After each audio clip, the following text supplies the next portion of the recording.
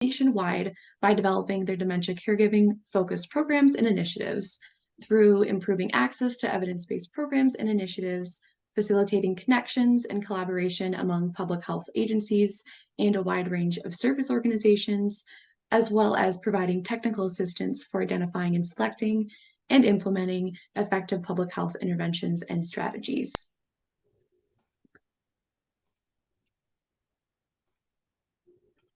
And we also wanted to briefly highlight the Healthy Brain Initiative, or HBI Collaborative. It's a group that includes population experts, national coordinators, and subject matter experts with the goal to reduce the risk and impact of Alzheimer's disease and related dementias through the integration of cognitive health into public health practice. You can learn more by visiting hbicollaborative.org or by scanning the QR code on the screen.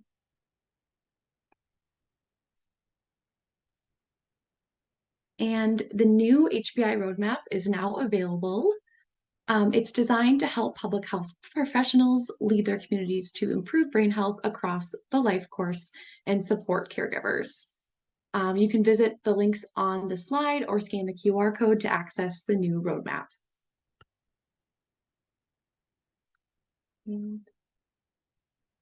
We invite you to save the date for our upcoming event, partnering with community health workers to support dementia caregivers, opportunities for public health, which is taking place this upcoming Tuesday on September 12th. Attendees can learn about dementia-specific training for community health workers, their role in supporting family caregivers of people living with dementia, and share ideas for how public health agencies can partner with community health worker programs in their dementia caregiving initiatives.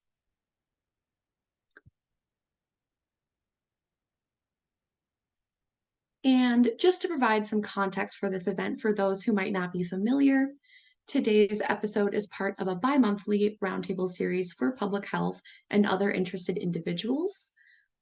We highlight the story of one state every month with the goal of providing space and opportunity for networking, peer learning, and idea generation. We consider this to be a community of practice where agencies can share their successes, challenges, lessons learned, and get ideas from other states as well. All right. And we're just going to review some reminders for the presentation. Please keep yourself on mute, but turn your video on while the panelists are presenting to facilitate that engagement and connection. We ask you to display your name and organization in Zoom. And please submit your questions for the speakers into the Q&A feature. Questions will be addressed at the end of the presentation, but if you have a pressing question that you would like answered during either Chelsea or Kita's presentation, please use the raise your hand feature and we will call on you.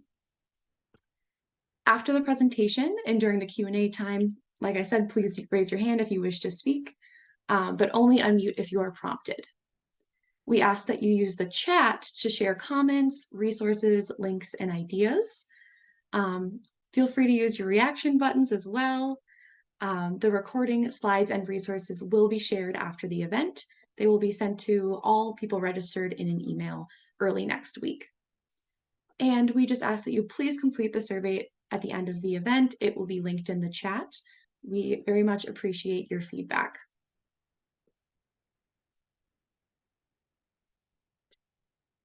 Now, we would like to launch a brief poll to get a better idea of who all is in attendance today. So we will launch this poll here. Thank you, Elma.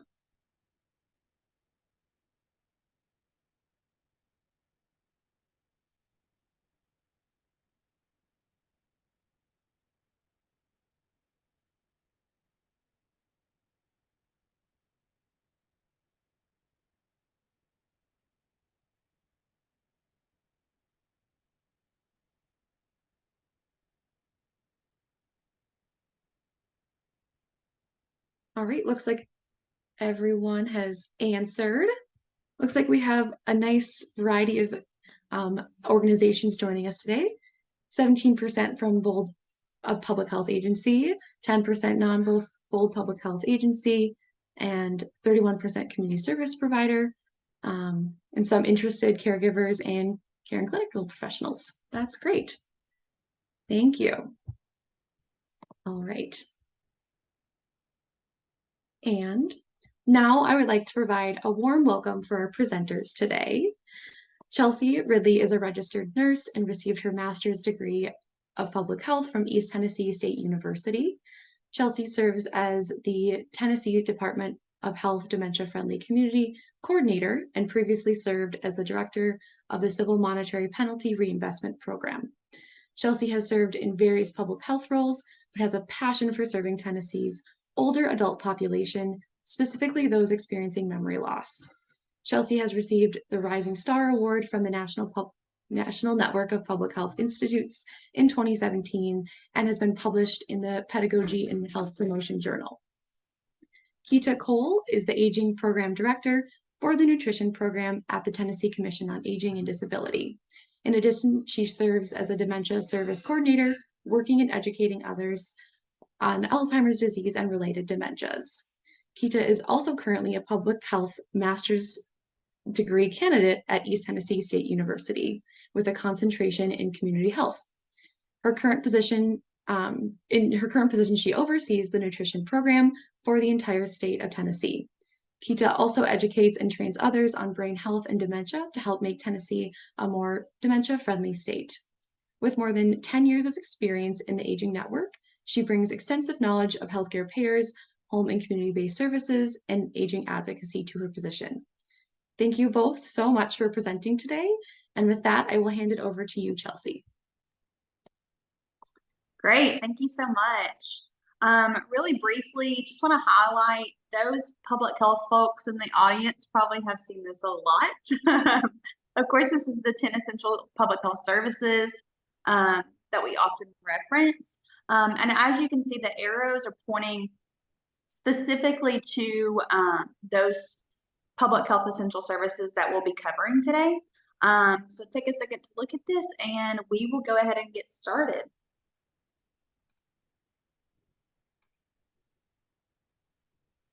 Again, thank you all so much for having us. We're going to share some of the ways that we've been able to make strides in serving caregivers in Tennessee and hopefully give you all some ideas of how you can work together to move initiatives forward in your state, local, or tribal organization. Our state public health agency and state aging units, we partner strategically to advance our state's Alzheimer's disease and dementia readiness and better serve caregivers as well. Next slide. So I think it's important to share a little bit. I'm sorry, can you go to the last slide? Got ahead of myself. I think it's really important to share a little bit how we are organized in Tennessee. So as mentioned, I'm currently serving in the Tennessee Dementia Friendly Community Coordinator role at the Tennessee Department of Health, which encompasses all public health statewide efforts in the state of Tennessee. And so that might look like chronic disease prevention, health-related data analysis, response programs, emergency response programs, programs such as WIC, so on and so forth. And as you can see, in the state of Tennessee, we are considered a standalone agency within our state. So, and thank you again for having us. Like Chelsea said, I'm Keita, and I'm with the Tennessee Commission on Aging and Disability, or TCAD, because, you know, we all love our acronyms. So TCAD is one of 2 standalone commissions in the United States. So Idaho is the only other state where their aging department or aging network is considered a commission and not a actual department or within a department. So that sets us out as unique. That's why, and you see down here on the slide where we're down at the bottom where we're agencies, boards, commissions, and councils. This year in 2023, TCAD is celebrating our 60th anniversary.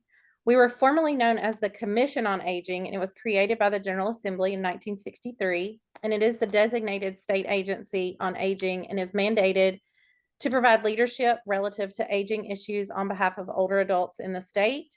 And our mission is to bring together and leverage programs, resources, and organizations to protect and ensure the quality of life and independence of older Tennesseans and adults with disabilities. In 1965, President Johnson passed the Older Americans Act, which is the main funding source that we at TCAD use, and the Tennessee Commission on Aging became designated as the state unit on aging. The authority of the commission was expanded by the General Assembly in June of 2001 to serve persons under 60 with a disability. So at this time, we went from the Commission on Aging to the Commission on Aging and Disability. So we added that D to our initials. And so that's where we stand today. Next slide, please. So in 1965, when the Older Americans Act was passed and the commission became designated as the state unit on aging, subsequent amendments to the Older Americans Act created area agencies on aging, or AAAs. Again, we all love our acronyms. And that happened in 1973. And this was done to identify local needs, plan for and contract to deliver services to older adults within each designated region. Tennessee is divided into 9 area agencies on aging covering the state. Some areas cover more counties than others, and that's due to population size. So for example, the Memphis region is only made up of 4 counties. So that would be the dark blue area on the top map on the slide. So you see those 4 counties that are covered there. But within those 4 counties lies Shelby County, and that is one of the most populated counties in Tennessee. So while that area may be small as far as counties served, the number of population that is served within that region is huge. So they're broken out, and that's why you see the varying sizes and the varying communities that are being served. As with the commission in June of 2021, 2001, the AAAs began serving persons under 60 with disability and adopted the name disability to their agency name. And so today they are referred to as AAADs. I was at a conference. Most people are still considering them AAAs, because when I was saying AAADs, people did not know what I was talking about. So I like to make that distinction now. In Tennessee, they're known as AAADs. Other states may still call them AAAs. Yep, and then as you can see, the Tennessee Department of Health in the bottom map, we oversee, and I know this is different in every state, we actually have jurisdiction in quotations over regional and county health departments throughout the state. The only counties that we don't have direct jurisdiction over are the 6 metro counties. And really those are huge population counties in the state. And Kita mentioned the different regions with AAADs. As you can see, we have a lot of overlap between the county and regional departments, and then the way the AAADs are regionally divided as well, which makes it really interesting and sometimes helpful. It's important to note that most of our local health departments, excluding the FQHCs, do not provide primary care services to those with Medicare, but provide these services to uninsured adults ages 18 through 64. However, the local health departments do offer preventative services to all agencies, such as vaccines. And then the level of partnership between our AAADs and our local health departments vary across the state as well. So there might be a lot of involvement in one area where another area might not interact as much. Next slide. So in April of 2019, the Tennessee General Assembly unanimously passed legislation creating the Alzheimer's Disease and Related Dementia Advisory Council. This was in Chapter 364 of the Public Acts of 2019. The act established the Advisory Council administratively attached to the Commission on Aging and Disability. The 4 goals of the council are: 1, to continually assess the status of Alzheimer's disease and related dementia in the state and assess the current and future impact of ADRD on Tennessee residents. Number 2, examine the existing industries, services, and resources addressing the needs of persons, families, and care partners affected by Alzheimer's disease and related dementia. Number 3, develop a strategy to mobilize a state response to matters regarding Alzheimer's disease and related dementia. And then the fourth goal is to provide recommendations to the governor and the General Assembly on issues related to its works. The council is made up of 16 members representing state legislation, state departments, including the Department of Health, and our Medicaid department, medical centers, representatives that work in long-term care settings, faith-based organizations, advocacy groups. We actually have persons living with Alzheimer's disease and related dementia on the council, as well as family care partner representatives. Yeah, and as Kita mentioned, the Department of Health serves on the ADRD Advisory Council. And I think the partnership that we've established through this council and ones we will mention later on has really helped us to start thinking strategically about how we can utilize state resources to advance dementia risk reduction and better serve those with dementia and caregivers, either directly through services or indirectly through resource navigation. In the most recent 2023 plan, we were able to align the ADRD state plan with the CDC HPI roadmap, which was mentioned earlier, and focusing on caregiver supports and caregiver health. So we were really excited about that. Next slide. So in terms of workforce development, TCAD has worked with the AAAD statewide to provide training on brain health and dementia services. These trainings were hosted online at various times throughout the last 4 years, and most of them were recorded and posted to our TCAD YouTube channel, which I believe will be shared with the other resources. So there's a lot of resources on the TCAD YouTube channel. Feel free to look at anything. There's a lot of videos about volunteer engagement and different things, but there are several on there about dementia and brain health. We were able to train 100% of our information and assistance staff within the AAADs.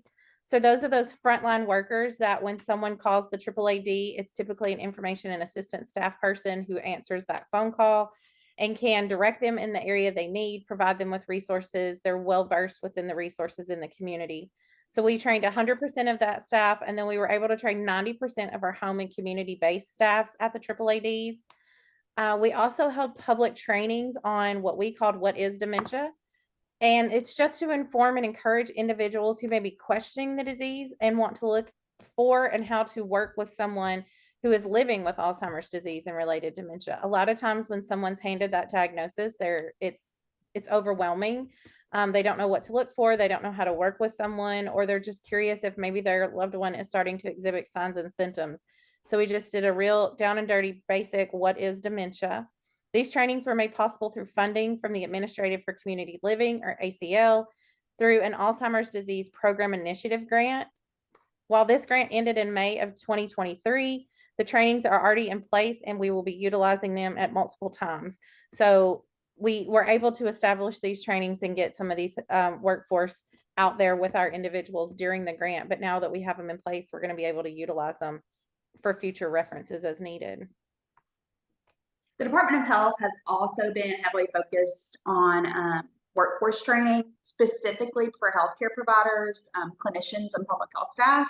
And so these trainings have been heavily focused on Alzheimer's and related dementias risk reduction, dementia as a public health issue, and caregiving. It's really important to note that both TCAD and the Department of Health serve on each other's advisory committee for all of these programs, so we can make sure that we're sharing resources. Everyone's receiving the same information. They know what services are available through Department of Health and TCAD, and they can kind of draw that distinction independently, but also our staff members internally, whether it's public health or in TCAD, are receiving the same information and have the access to the same resources. So it's really important that we're kind of on the same page in that regard. Next slide.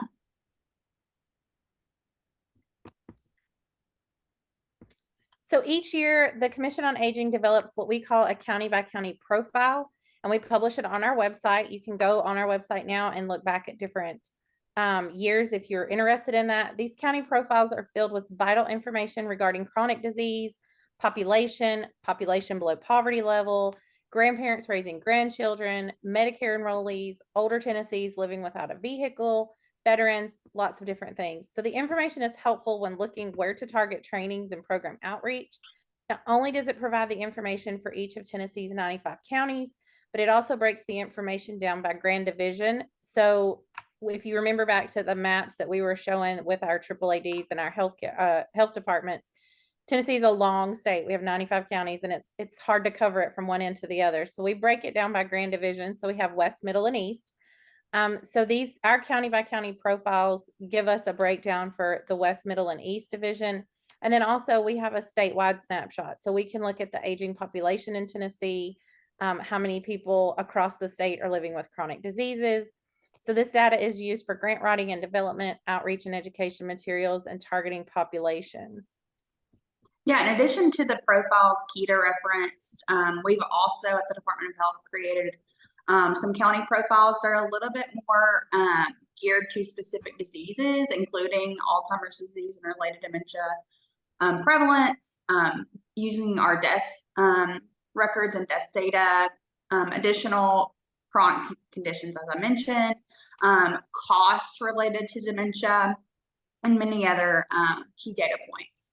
We also administer the Cognitive Decline and Caregiving BRFSS survey currently on a biannual basis. So we have recently put together a caregiver birthist fact sheet, and the group with the BOLD Caregiving Center of Excellence and Keita through TCAD provided some really good resources at a state and national level to make sure that we could include on those caregiver fact sheets, and those will be released soon. Exciting. But we felt it was important to highlight that we do share data as much as we can with each other, and we use it interchangeably with grant applications. We're constantly going back and forth on making sure that what we're putting out is in alignment and not duplicating our efforts. Next slide. So really quick, there was a question that came in the chat, or it says, how are these county profiles created? And this person stated that they use the BRFSS for state level data, but not so much county. For TCAD, we have a data analysis, statistical analysis coordinator. She uses the US Census, she uses CDC information. She pulls a lot of different information to get the county profiles that we do at TCAD. Chelsea, do you want to speak to how you create them for the health? Yeah, so we do not use BRFSS data on our county profiles. We use Medicare fee-for-service, as well as I mentioned death, and some other indicators, but BRFSS is not included, of course, on a county level, unfortunately. So we use BRFSS to create other reports and other fact sheets that kind of highlight statewide data. I'll also mention we are a BOLD recipient, and so we will have additional access to even more data through Medicare fee-for-service soon. And so there are organizations and agencies out there that you can work with to purchase additional data sets if you're interested. And I can share more information about that if you want to email me or in the chat. So. Okay, thank you, Chelsea. Yeah. I just saw that question pop up, so I wanted to address it before we forgot it. So as far as community engagement, TCAD works closely with our partners across the state, including close partnerships with the Department of Health, Alzheimer's Tennessee, the Alzheimer's Association Tennessee chapter, the Tennessee Respite Coalition, and the General Assembly. In 2002 and revised in 2003, the governor signed the Colonel Thomas G. Bowden Act, which was Senate Bill 1749, House Bill 1686.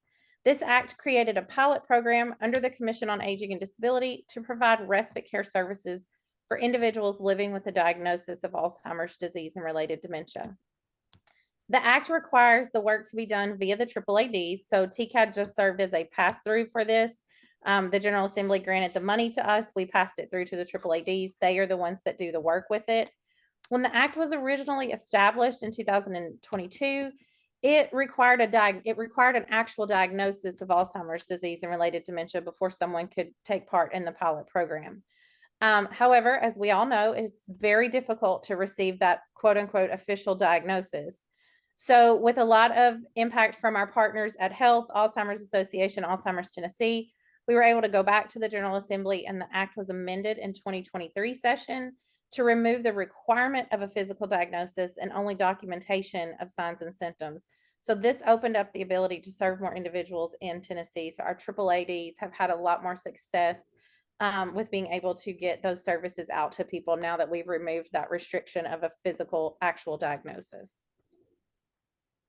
Yeah, and we also have several other programs and initiatives that we partner on, including the Palliative Care and Quality of Life Advisory Council. We also have another program with the University of Tennessee Chattanooga School of Nursing that focuses on educating those in faith communities related to caregiving, older adult health in general, so on and so forth.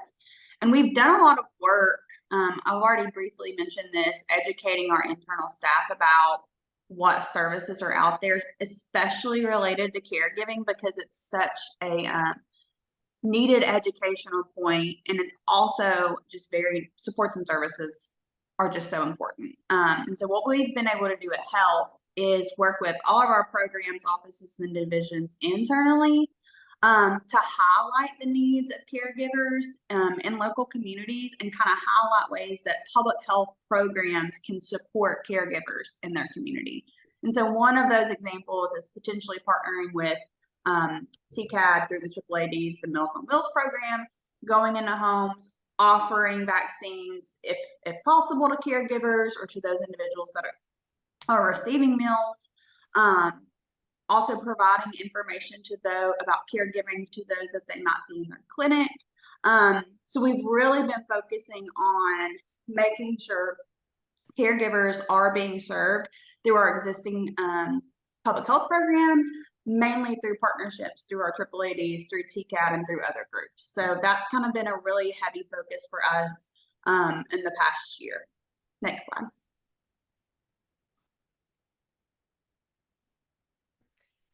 So lessons that we have learned at TCAD is that ADRD is going to continue to increase across the state. We have an aging population that is predicted to outnumber individuals 18 and under by the year 2030. That's not long from now.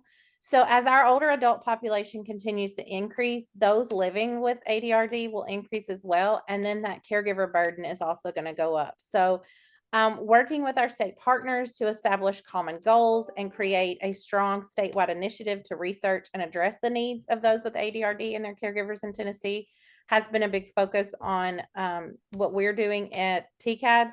Like Chelsea said, we are working with our home and community-based programs, Meals on Wheels, our in-home respite, our caregiver programs, different things to make sure we're getting that information out there. Chelsea and I share information all the time. We put it in our home delivered meal bags. We have information in there. We're always trying to do some outreach and education to caregivers to make sure they have all the information they needed. In 2019, we were the recipient of the ACL Alzheimer's Disease Program Initiative grant. That grant ended in May of 2023, and I have just recently rewritten another grant for that. We're waiting to hear on it. This will allow us to increase our outreach and education across the state. It's also going to expand our possibilities of education and training, program implementation, and resources for those with ADRD and their care partners in the state. Again, Chelsea and I worked really closely on this grant application that I just recently submitted. So we saw with the first grant what we were able to accomplish. We learned where our gaps still were and what we needed to work on. So with the second grant, we tried to address those gaps in service and to make sure that we're just given that full encompassing vision.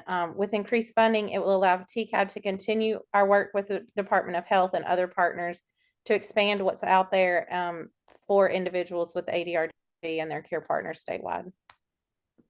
Yeah, and we fully recognize that public health doesn't have to own every initiative.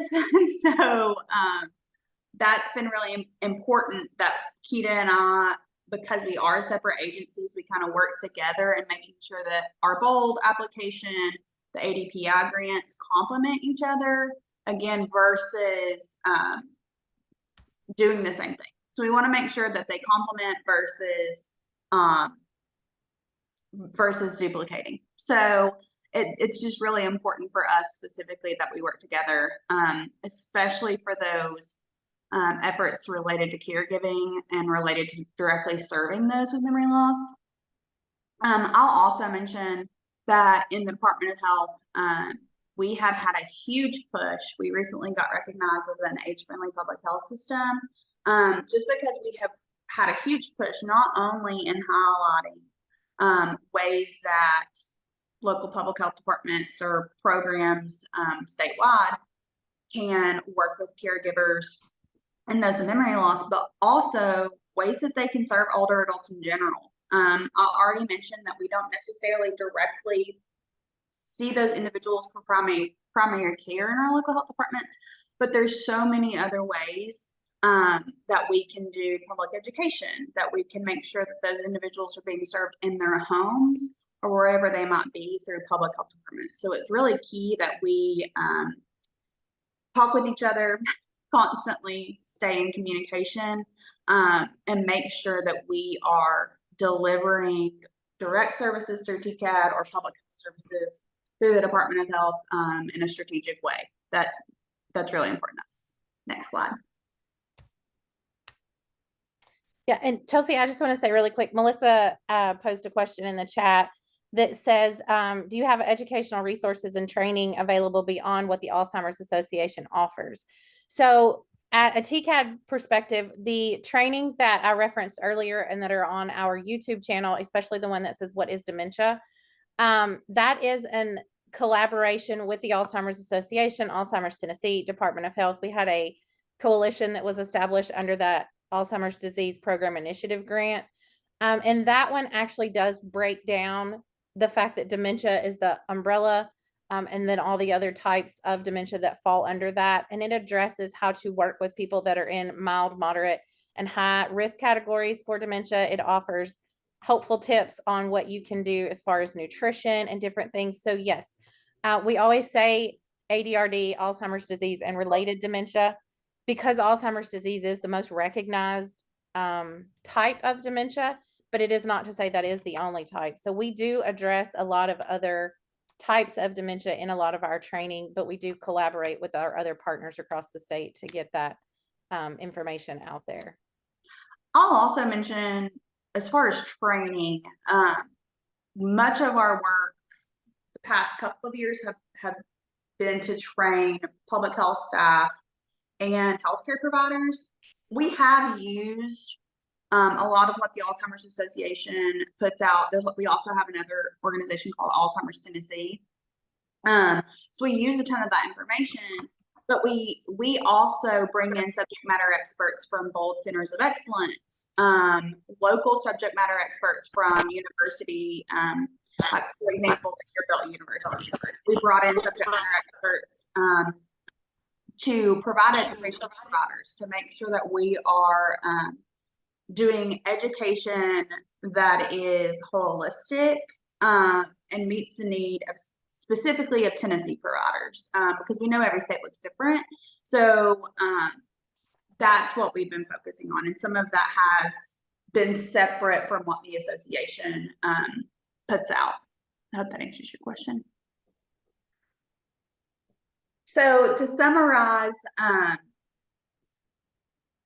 it's been really important that we utilize our networks that exist in Tennessee. So we have been, I think, more successful in the last few years in leveraging our resources. We have a lot of work cut out for us in the future, but I think that we've done a really good job, especially in the last couple of years of pairing together grant applications, making sure that we're reaching those in the community in a strategic way, and collaborating a lot more. We've been able to use, our vast resources to really, I think, be impactful, especially recently. We have provided our contact. We actually have a couple of questions for the audience too, as we think about the ways that we can deliver services and kind of accomplish our goals in the next couple of years. So we'll ask the questions. And Maya, how do we want to do that? Do we want them to come off mute, raise their hand? Yeah, I would say whatever the audience member prefers is okay with us. If it's okay with you, if you'd like to put your question or answer in the Q&A or in the chat, you're welcome to do so, or you're welcome to come off of mute as well. Great. So one of our questions, Keena mentioned our caregiver program in Tennessee. We really wanted to know if any other state has come up with a good way to identify caregivers in a healthcare setting. So has any state kind of tackled that? Is there any initiatives going on anywhere that in a healthcare setting, those caregivers are specifically being asked questions about being a caregiver or what kind of care they provide at home for loved ones? And also, how is it being documented? That's an important part.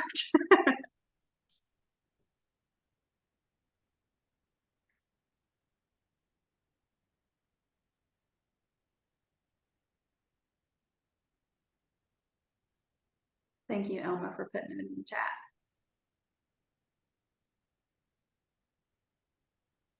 Thank you, Keita and Chelsea and Maya. And anybody who would like to share their work or how you do this in your state, feel free to, as Maya said, unmute yourself or type in the chat. This is really our space to learn from one another and exchange ideas. So anything that you do in your state is welcome. Please do share.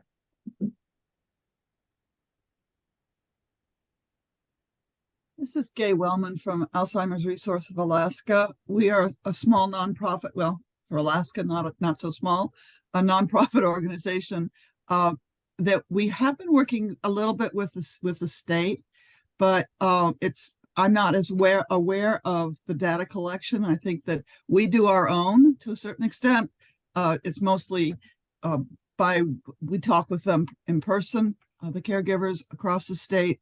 We have a lot of Zoom kind of lesson classes, as well as support groups that are offered across the state, and then locally in the bigger communities like Anchorage and Fairbanks, a place, and now an area called Matsu Valley, which includes Palmer and Wasilla. Some of you will know about Wasilla because of the former person that was out there looking for politics. But I think we are attempting to have, we have organized a group called the Alaska Dementia Action Collaborative. That is this coordination that you're talking about, looking at getting together with the various different state agencies and private agencies that are working in this field.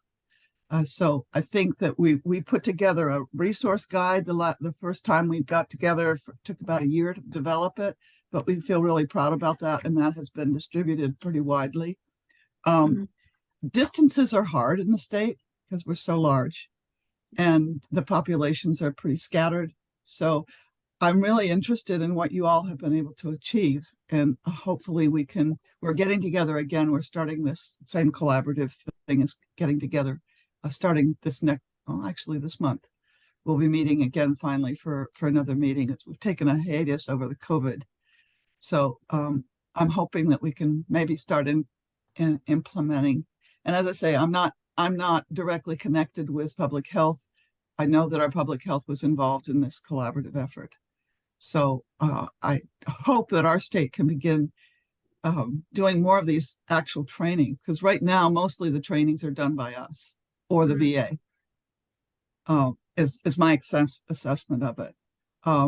Alzheimer's, the national organization, is beginning to show its face in this state, but our agency has not been connected with them because we're more concerned about education and support for caregivers. and the folks that have dementia. Gotcha. Thanks for sharing. And we're happy to share any of our resources too, if you. Yeah, well, I may be encouraging our collaborative people to get in touch with you. Sure. Okay. I think there's some comments in the chat. Can't see them though.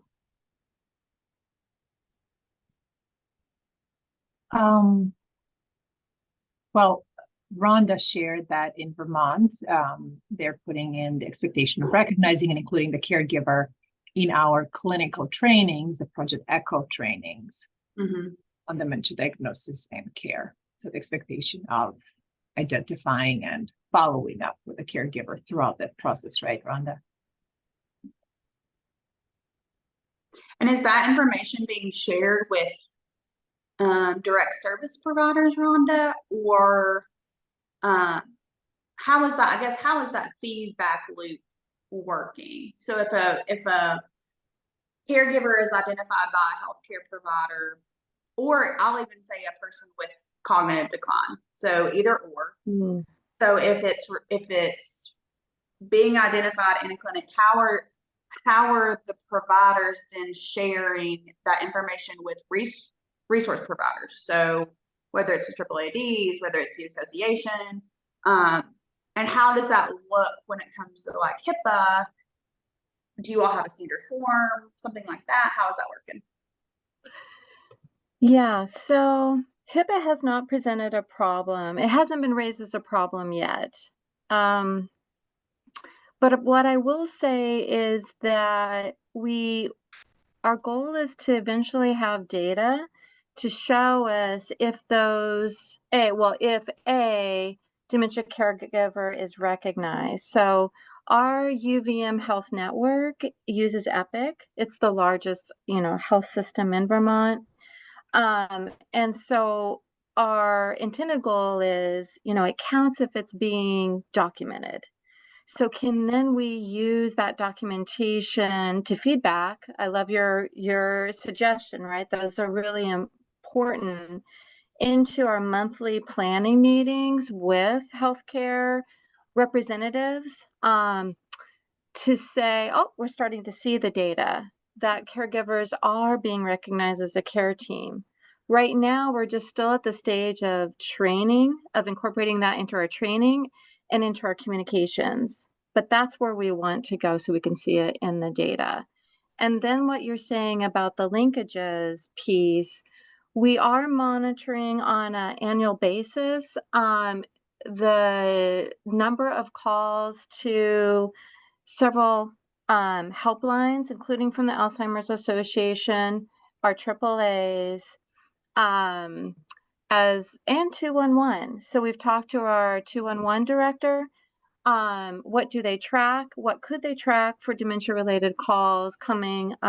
They can't do the caregiver part, but in general. So we're aiming, it's kind of a proxy, but aiming to increase utilization of existing resources to support those caregivers.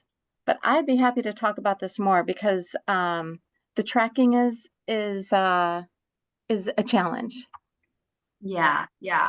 I would love to have another. So we're obviously received the other bulk grant. We're going to be rolling out a Project ECHO, which is very exciting. So yeah, I would love to have more conversations related to that.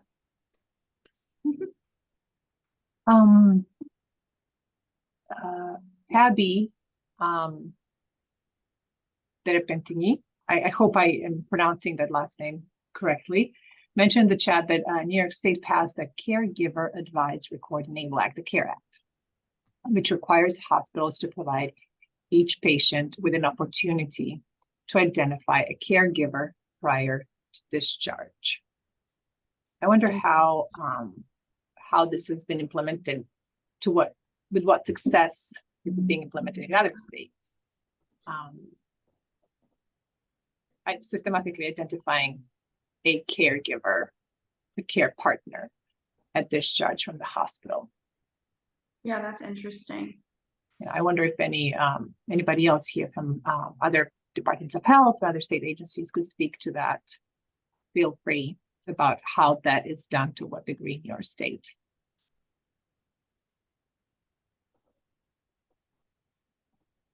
Yeah. And then if they're identified, how? Yeah. Same question. What is the feedback loop? Yeah. look like? How do Yeah. you track the caregiver after discharge and the patient itself, right? Yeah. Good.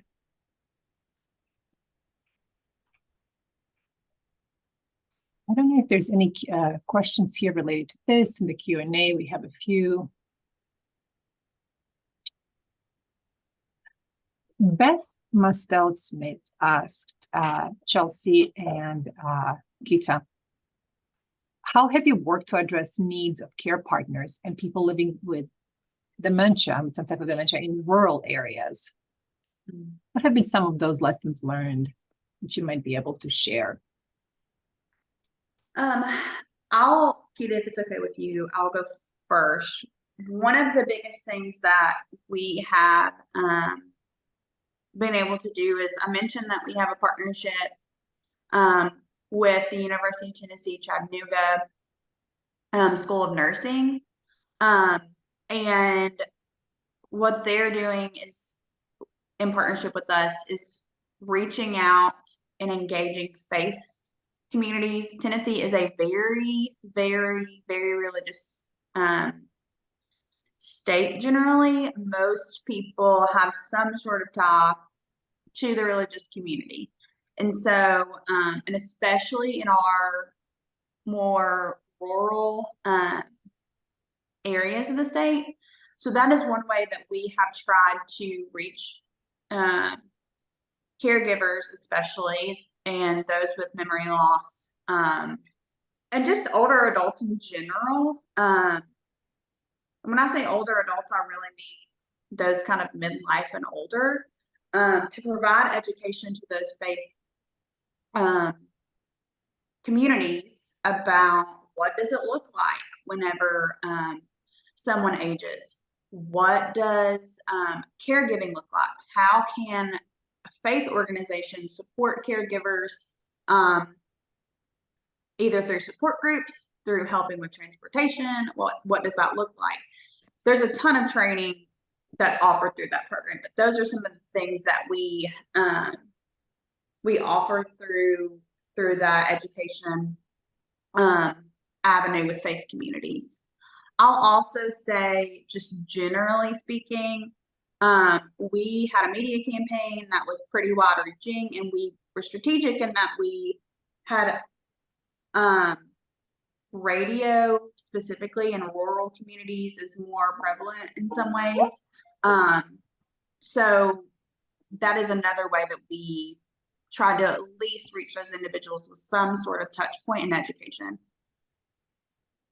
I think with the Commission on Aging side, with us having those 9 area agencies on aging, and we have such a close working relationship with those AAADs, we have utilized our already existing home and community-based services. So as we mentioned before, the nutrition program, in-home, like house cleaning or caregiving, personal care, different things like that, that we already may have someone going into the home to do some type of service. We have made sure that those individuals are getting the training, getting the education, and have the tools available that they can pass that along to a caregiver, or if they identify someone in the home that needs a little bit more extended care with ADRD, they can then report that back to the AAA. The AAA can then reach out to them individually to get that. So a lot of our home delivered meal clients are in rural areas. Tennessee is a very rural state. We have our metro cities. We have Memphis, Nashville, Knoxville, Chattanooga. Those are our big metropolitan areas. For the most part, everything else is what we would consider rural. So there is a lot of outreach that is done to target those rural areas for not just dementia, but for any home and community-based service. So we just piggyback those Alzheimer's services on with that as well, and just make sure that our volunteers that deliver food, they're trained on dementia, and what we call them our gatekeepers. So they're trained on what to look for if they are noticing somebody hasn't picked up their meal, or isn't coming to the door. We have a volunteer transportation program. Those drivers you know, coached and trained on what to do. If like they go pick somebody up for their doctor's appointment and it's 100 degrees outside and they're dressed like it's the dead of winter. All right, that's out of their normal. So that's something that's a red flag. So we train our volunteers that work with all of these programs to recognize these events, because they are out there, they are the boots on the ground. So then they can report back to the AAA or to TCAT or whomever they're working with and say, hey, something's up. And then we can start that process of reaching out and providing resources, and having those conversations if needed. I see we have Ms. Sharon Hall here in the audience. Sharon, thank you so much for being here. Sharon, so everybody knows, is a member of our lived experience advisory group at our center at the PICO for dementia caregiving, and she's a tireless advocate for people with early onset dementia and their caregivers. And I wonder if you can speak to any work that maybe in Tennessee you're doing to really identify early on and support these caregivers of people who have early onset and earlier ages of dementia. They are a minority, but their needs are very different and very unique as well.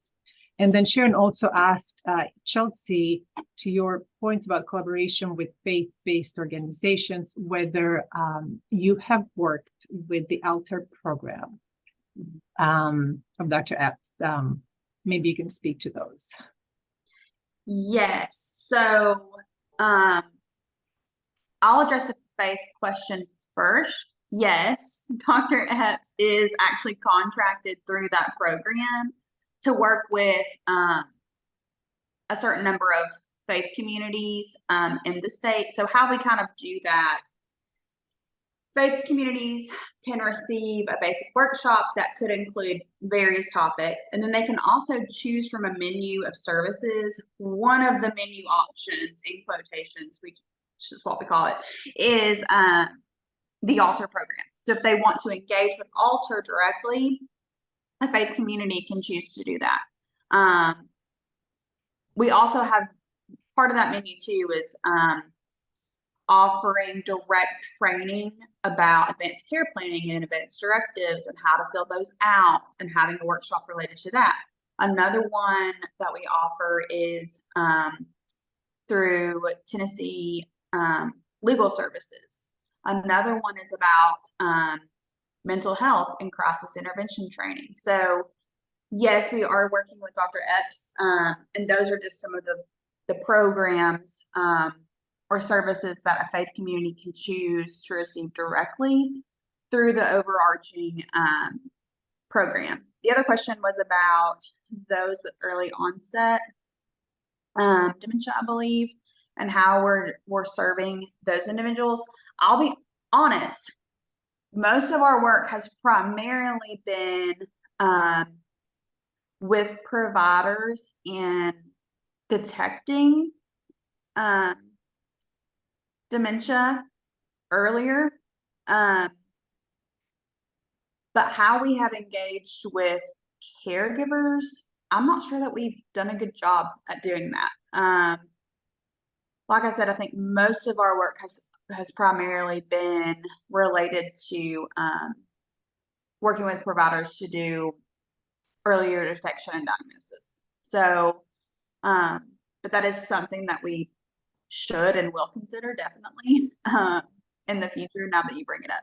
So I will add to that. I agree with Chelsea where, you know, the younger onset dementia, we've been trying to work on educating people to detect it earlier, but yeah, the outreach with caregivers has not been there from the TCAD perspective as well.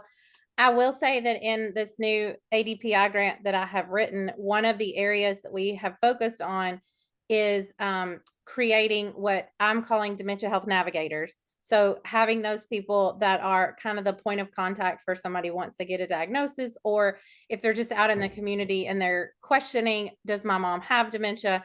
So one of the things that we would want to do is have them offer free memory screens across the state. So we have over 200 senior centers in Tennessee. So using those senior centers and then having our dementia health navigators go into those senior centers and do free memory screening then that way they can take that memory screen, they can have the conversation with their doctor, they can start that conversation earlier to get that going. That is what has been proposed, one of the proposals in my ADPI grant. Fingers crossed, I hope I get it so we can expand on that. But that dementia health navigator aspect is really something that we're wanting to put in Tennessee. We've seen other states do it. They call them dementia care service coordinators, different things like that. We just did dementia health navigator for Tennessee, but that would be working like a one-on-one contact in the community with somebody to help them kind of walk through that disease and walk their caregiver through that information as well. So while it has not been something that we have done well on currently, we are hoping to implement it in the future.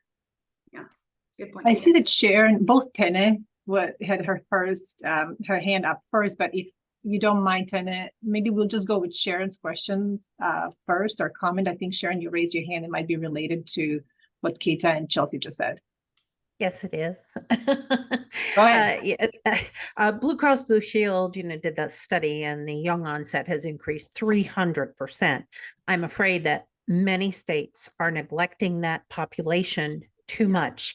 And in that population, frontotemporal dementia, as Melissa has mentioned, is the most prevalent, and that's the one most highly misdiagnosed.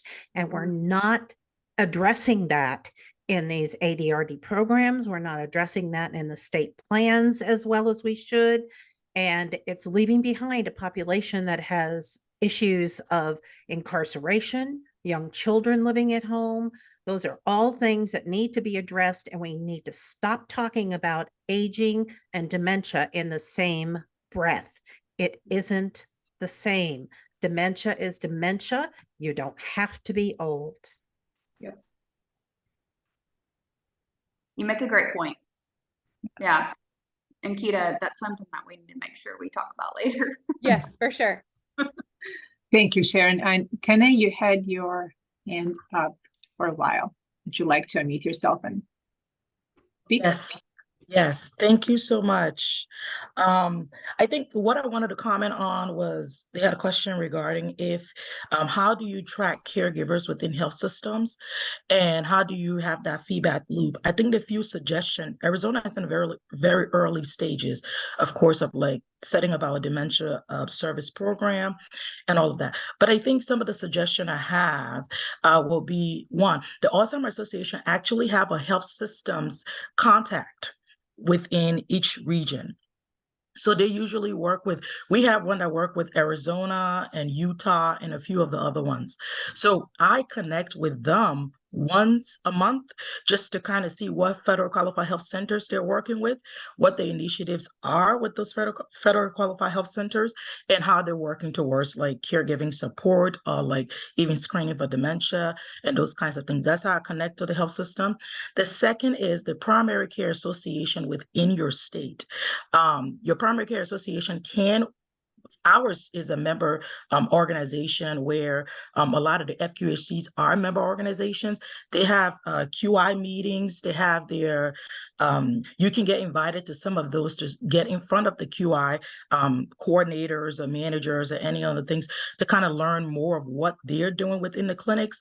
That's another thing I would suggest. And I think the last one for that feedback loop is once a month, or every other month, we as in I work for DHS, I meet with the contact at DES who oversees the Area Agency on Aging.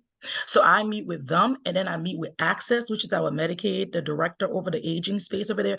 We meet once a month just to make sure we're in the same loop on whatever is going on. So if they're working on a task order, for example, looking at direct care workers, a compensation and career ladder progression kind of thing, we meet once a month to get update on that. That's kind of how I sort of like keep it sort of going, and we learn more about what's going on and have touch points.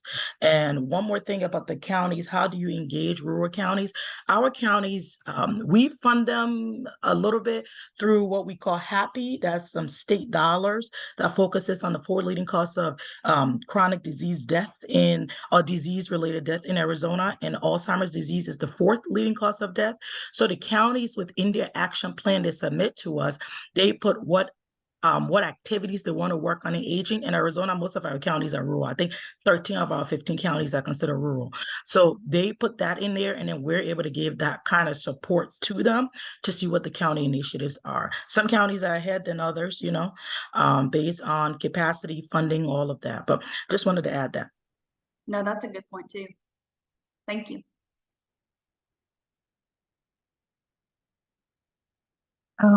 About outreach and reaching people living in rural areas, those hard to reach regions of a state.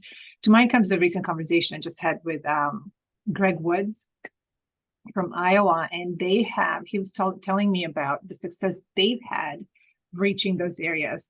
They have also leveraged AM radio, but a key partner that they've had have been the libraries in small towns. They started with one who reached out to them, and then really they have quickly spread the voice. They hold, I guess, monthly meetings and just really promoted how welcomed their speeches or presentations were, and they're receiving requests from many different areas from that they had never reached in the past to present and go and answer questions from community members, from towns as small as 200 to 300 people to several thousand residents. So that's been very effective there, and I hope we can also feature their work at some point for our center, because I thought that really stood out to me as a new type of partnership. Do you have any more questions, Chelsea, from the audience? Anybody else in the audience? Any questions? I think we have a few here in the Q&A. I don't have any more questions, so. Yeah.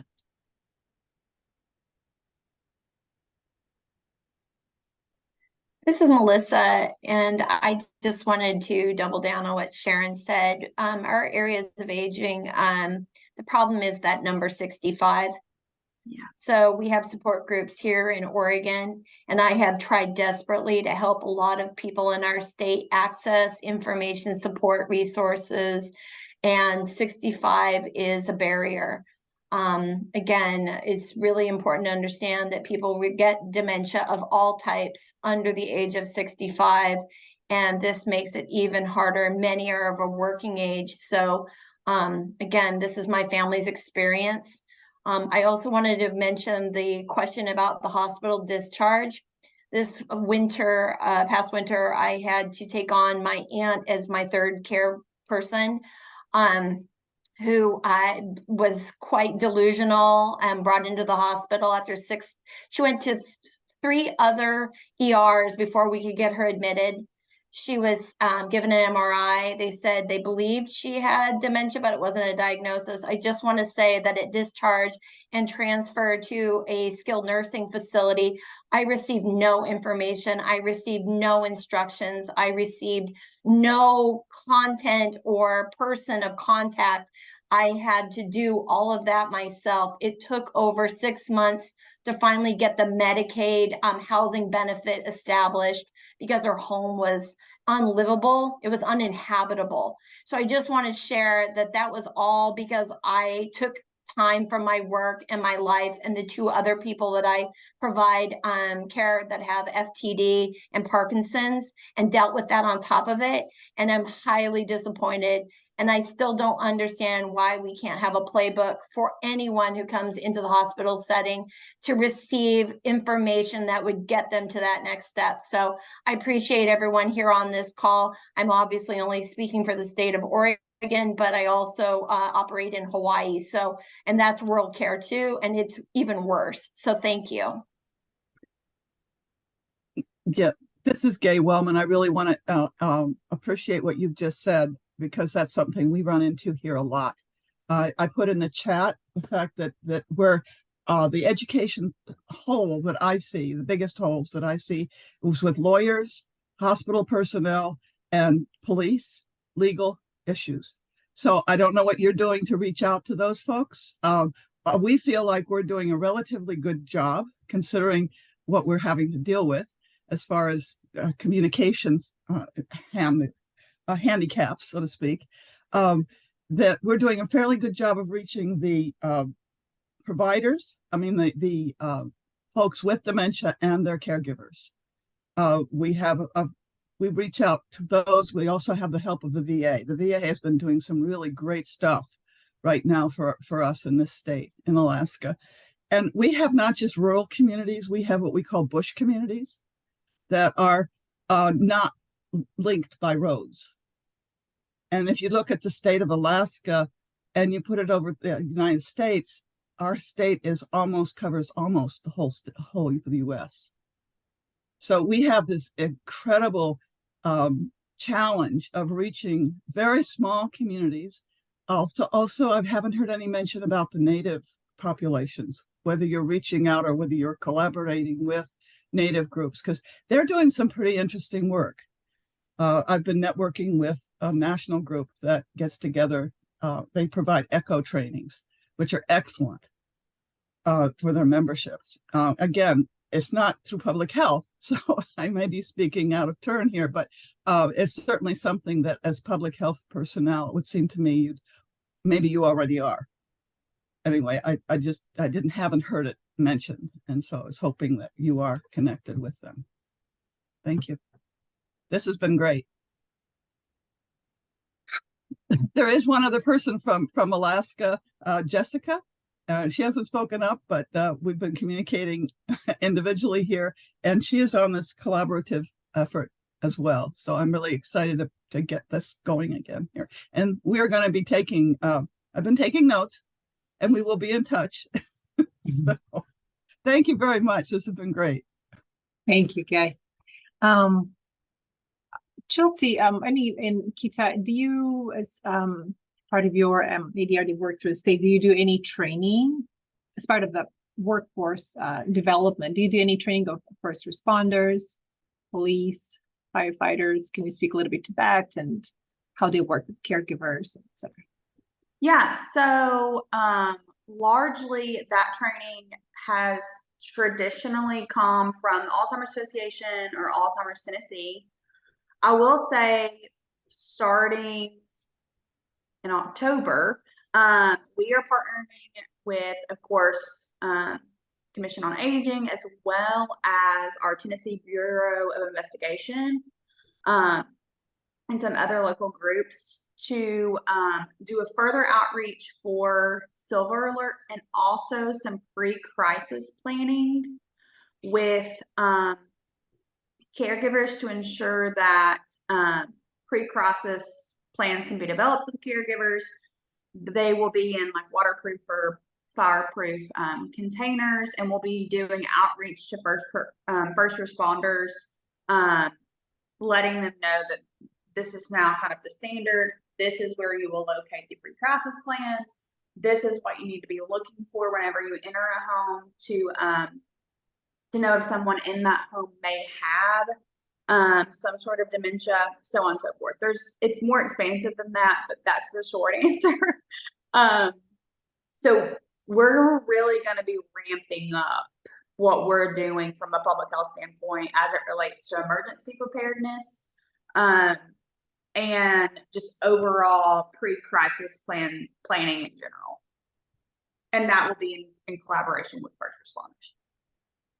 Yeah, so again, like Chelsea said, from the TCAD perspective, we have done some outreach with our first responders. An organization that I am part of, it's called the Tennessee Federation for the Aging. It's a 501c3.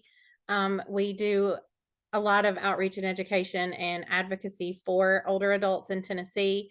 And our conference is coming up in November. We do a yearly conference, and we have just recently in the last 2 years added a first responders track to that conference. So not only to educate them on things associated with frontal temporal lobe dementia, just Alzheimer's, Parkinson's, different things like that. We obviously are going to put that in there, but just also to educate them on aging resources, things that are available to them if they come in contact with somebody who maybe they need a meal, maybe they need some housing information, different things like that. So we have started doing a lot more outreach and education with our first responders, including police, fire, EMS, different things like that. It has not been as robust as it needs to be, obviously. But you know, we try to do what we can. Sometimes it just gets touched on small, but hopefully with the BOLD grant, and then if we get our new ADPI grant, because another part of that was to go into the communities and train businesses to be dementia friendly, and that would include fire and EMS, banks, grocery stores, churches, things like that, on how to be more useful in the community so people are more comfortable and they're getting out more and they're socializing more and breaking down those barriers and that stigma of having a diagnosis of dementia or something like that. There is a somewhat related question in the chat here for you, Chelsea, actually. Not in the chat, but in the Q&A. In your dementia-friendly community work, do you align with Dementia-Friendly America, and how? Our Yes, local, so- yeah.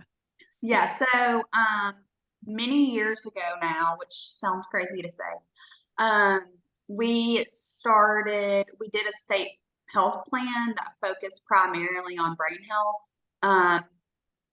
So we held several focus groups across the state, and one of the feedbacks was that they wanted, Tennesseans wanted some sort of Tennessee-specific dementia-friendly program.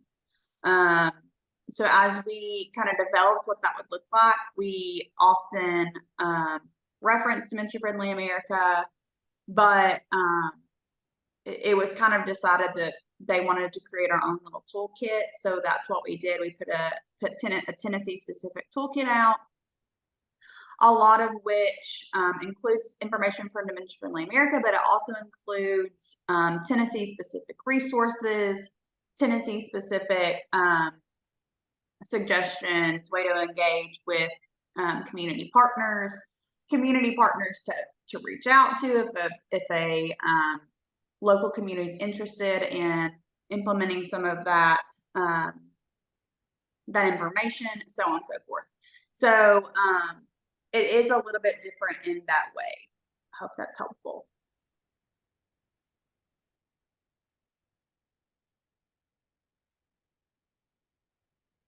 I put a link in the chat. I hope that's the right one for folks to refer to, Chelsea.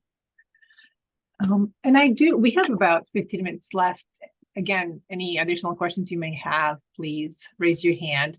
I do have one, but perhaps also for the audience.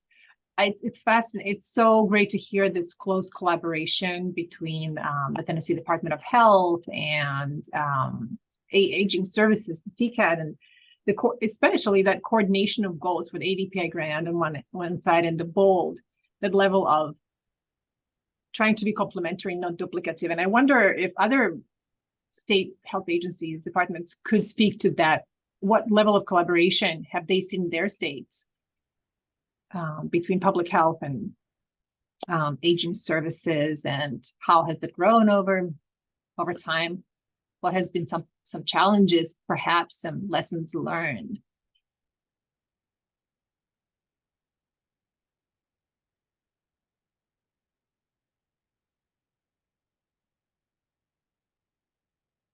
So if you would like to share about your experience in your state, please do unmute yourself and share.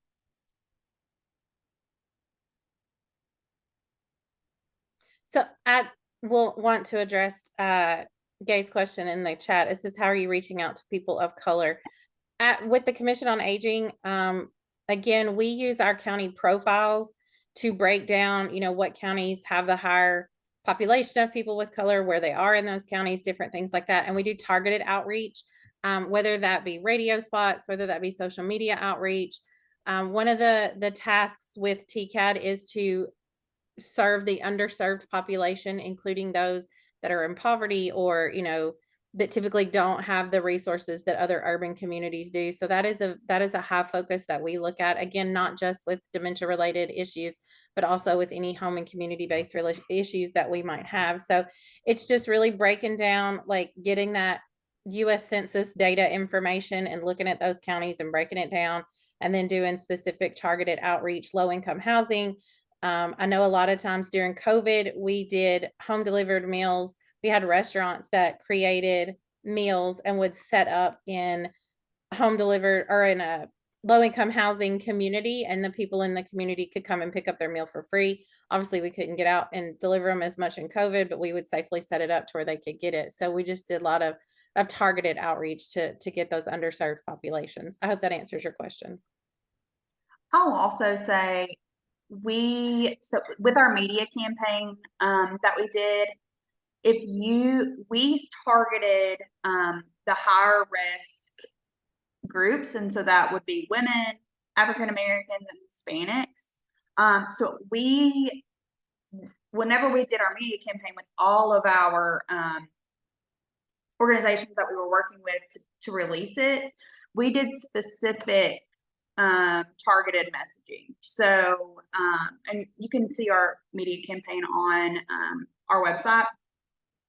All of our videos look like Tennesseans. I always say that, like, we wanted it to be, we wanted people that live in Tennessee and Tennesseans to see themselves in the campaign.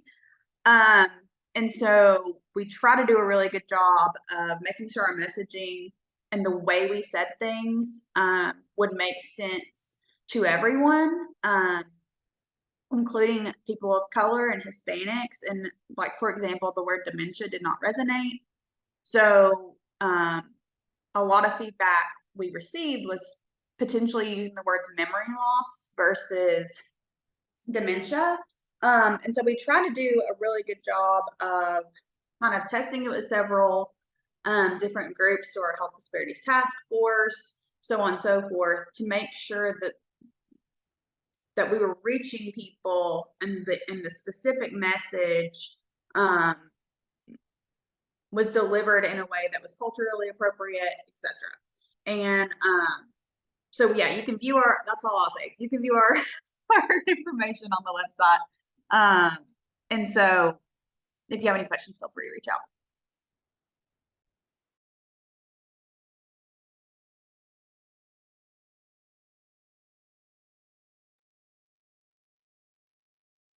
And as we slowly, I see we have had really high attendance through the end. It just shows how interesting the conversation has been.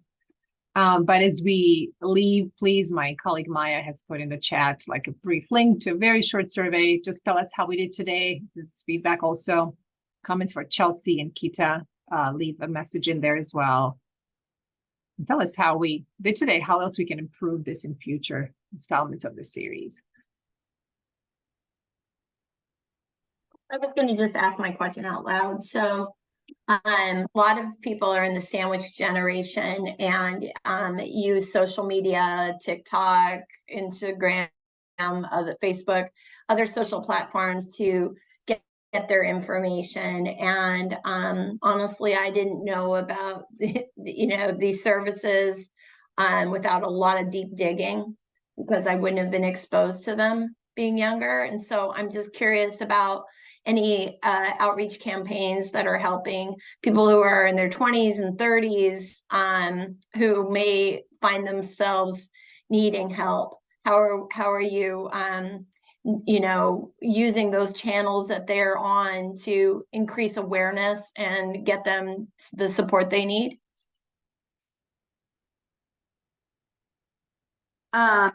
So I guess the best way that we have done this is through two different things. I already mentioned the Faith Project.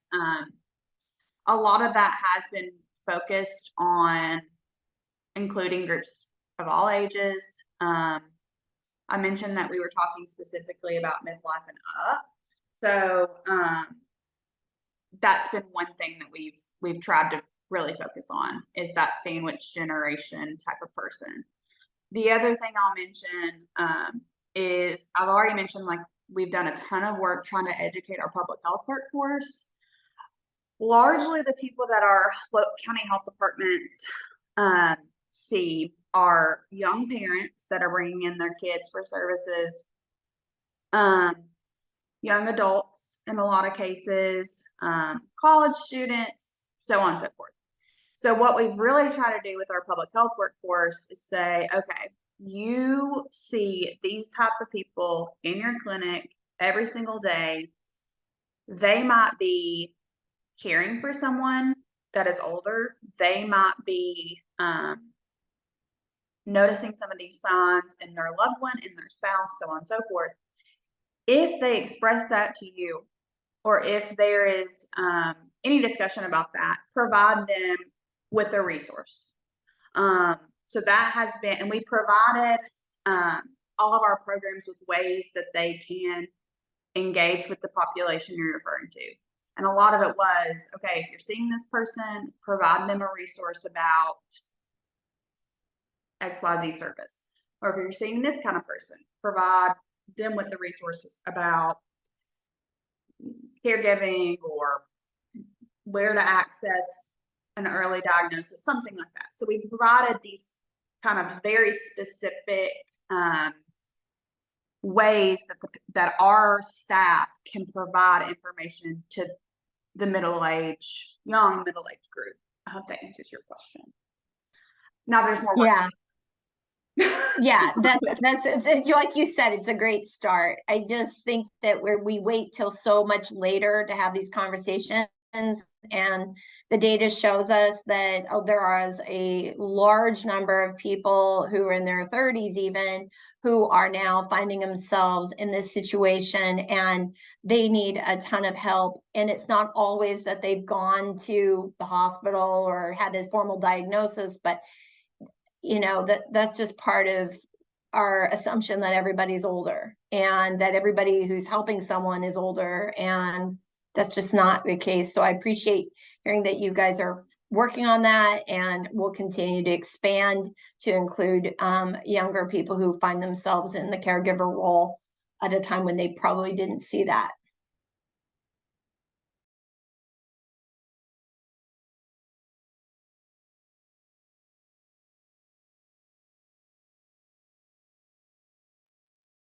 Thank you. Thank you all for all the questions and all the comments. There's so much activity here in the chat. There certainly is great interest in as early as possible detection of dementia and early onset.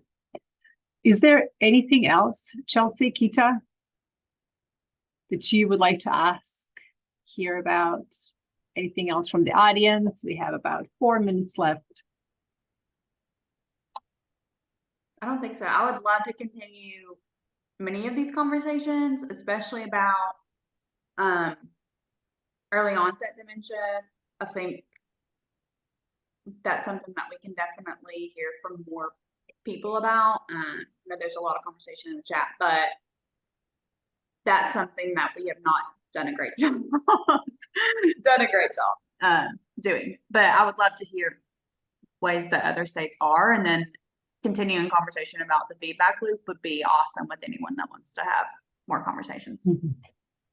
Well, thank you both, Kita and Chelsea, for sharing about your work. I mean, you do a great job in many other areas, and that's why we're so happy that you were able to participate today and really share about what you do in Tennessee.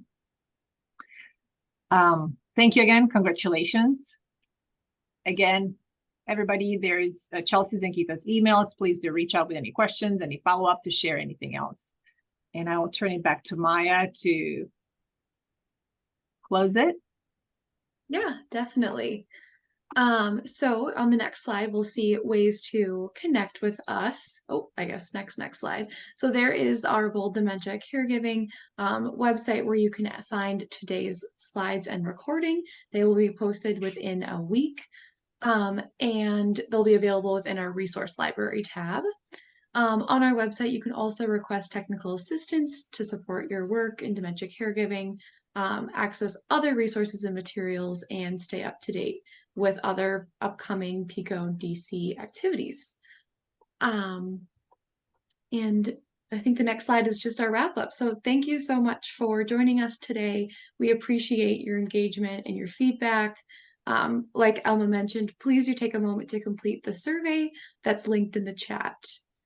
Yeah, so thank you all so much for another great installment of the series, and I hope you guys have a wonderful day. Thank you, everybody. Thank you, Chelsea. Thank you, Kita. Thanks, y'all. Thank you so much. Have a great day. Thank you.